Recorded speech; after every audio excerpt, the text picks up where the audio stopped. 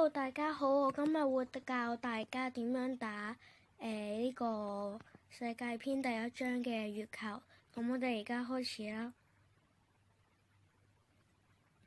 其實世界篇第一章嘅月球最緊要就係用龍貓嚟堆成一堆咁打，個重點係龍貓。而家示範一次打，超簡單。首先諗住先啦，有錢升都係升錢，就而家就要開始儲下錢啦。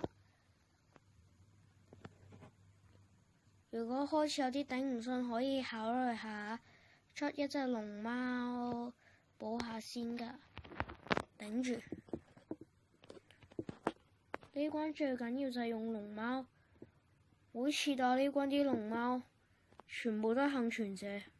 再出呢隻，再出，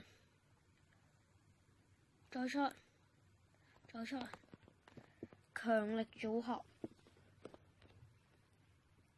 準備再出，再出。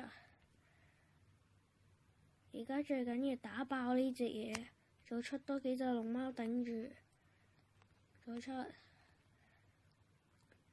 其實呢隻嘢我覺得有少少變態，呢隻玉公貓。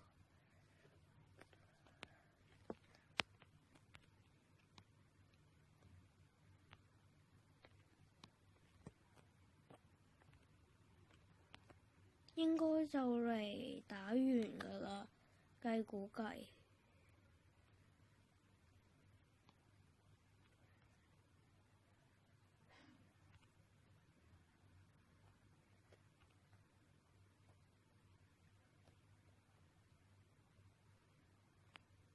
你睇下，有幾多隻龍貓？啱啱出咗唔知幾多隻呢？冇數過。幸存咗超多隻。世界上最勁嘅幸存者係龍貓。繼續打，就嚟滿呢啦！哇，好消息，恭喜恭喜，可喜！打爆咗個碌柒，打死咗佢咯。跟住礦金亂咁出就得啦，到而家亂咁出，頂爆咗塔就得噶啦。而家月球其實係好簡單噶，但係請問邊個高人可以教下我打世界篇第二章點打？雖然我已經打咗，但係用咗好多貓門頭打，所以請問有冇啲觀眾可以教我冇課金咁打？希望大家如果有意見嘅話，就話俾我聽啦，或者訂閱我，拜拜。